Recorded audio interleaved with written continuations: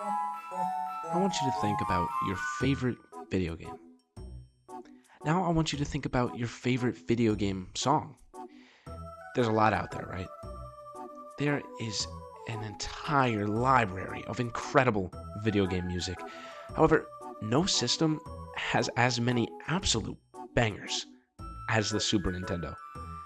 Before the Super Nintendo, game music could be catchy, but for the most part, it wasn't more complex than just some, catchy melody. This is true for the NES.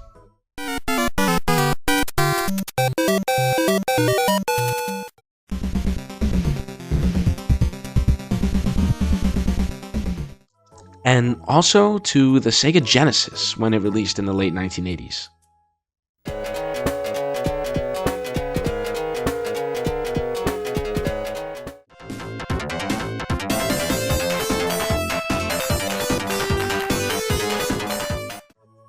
But when the Super Nintendo hit the scene with the start of the 1990s, everything changed.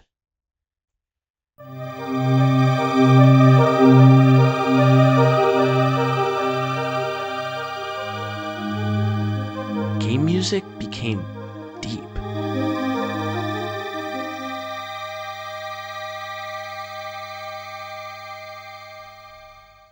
Became beautiful.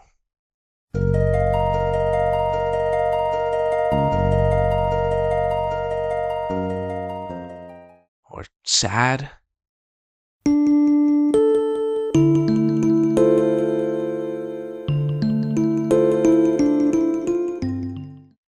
Or even scary.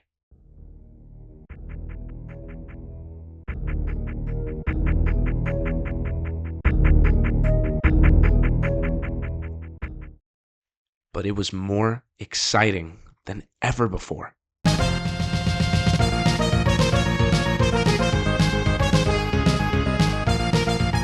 The music on the SNES was, and in many ways still, is unmatched. But what allowed this tremendous leap in audio quality?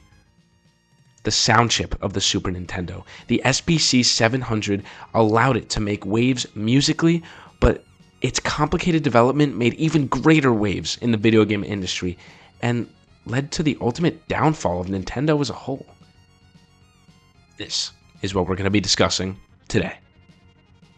So, strap in and let us take you through the story of the SPC 700, the sound chip of the Super Nintendo.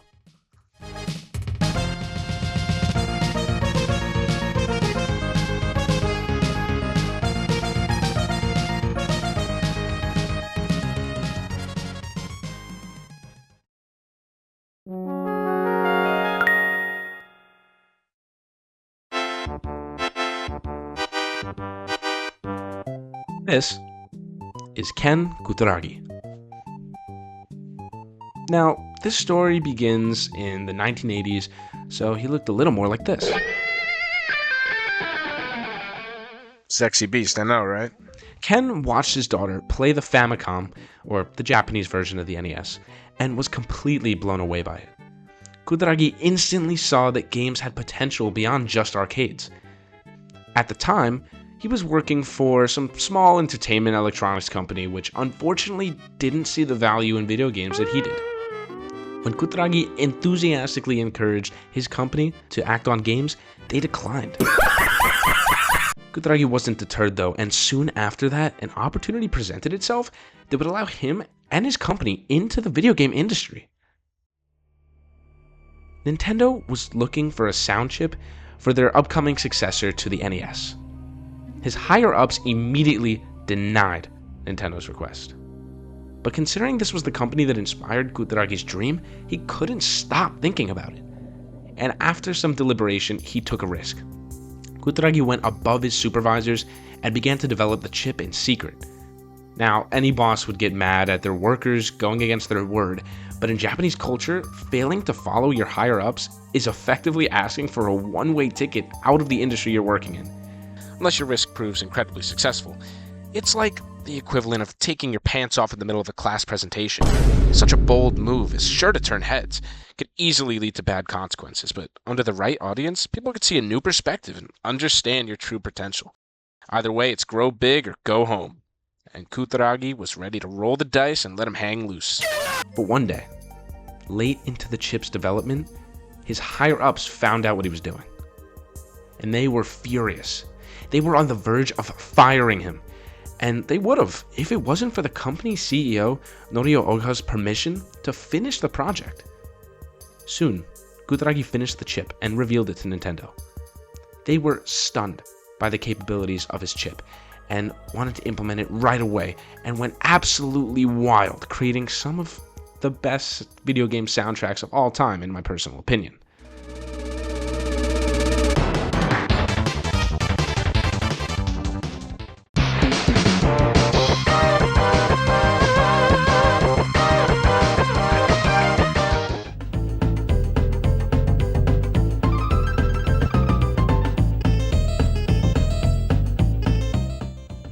Kutaragi wasn't done here though. The man continued to push for his company to dive deeper into video games, and more specifically, their format.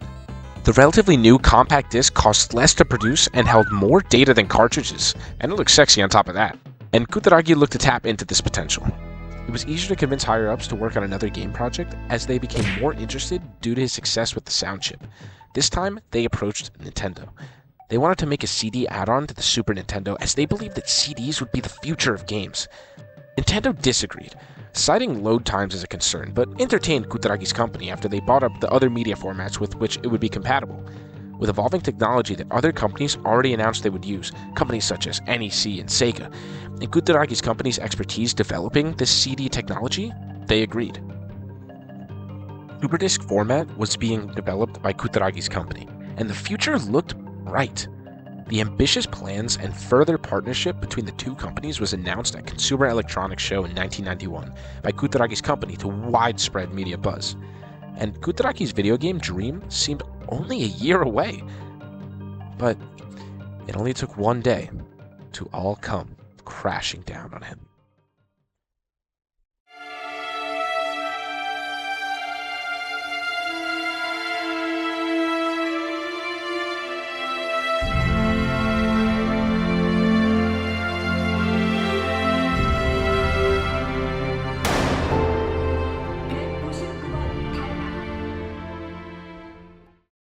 Next day, at CES, Nintendo made absolutely no mention of Kutaragi's company, and instead announced that they would cooperate with one of their main rivals.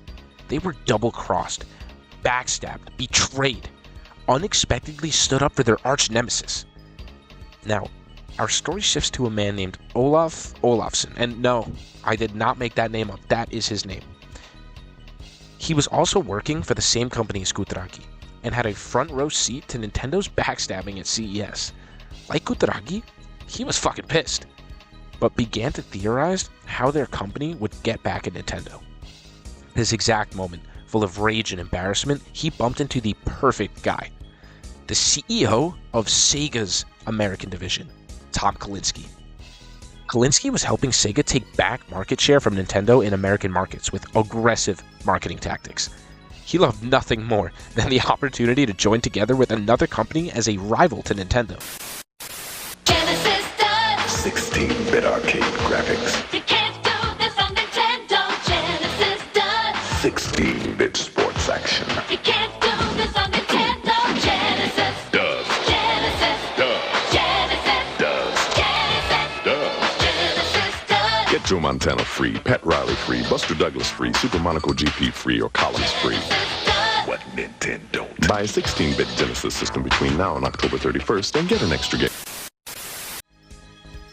This was looking good as an alternative for Kutaragi to approach this video game dream, as Sega was still a massively popular video game company that could utilize the power of CDs. Deals were proposed and almost finalized between the two companies, but the Japanese branch of Sega did not agree.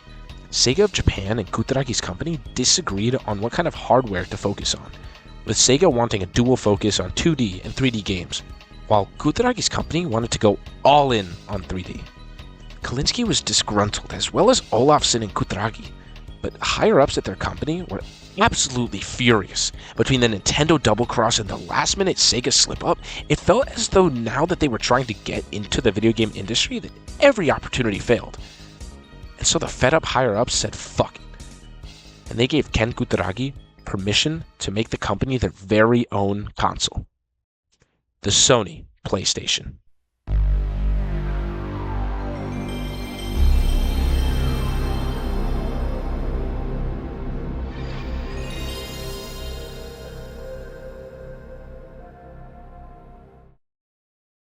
Yeah, Kutaragi was the creator of the PlayStation.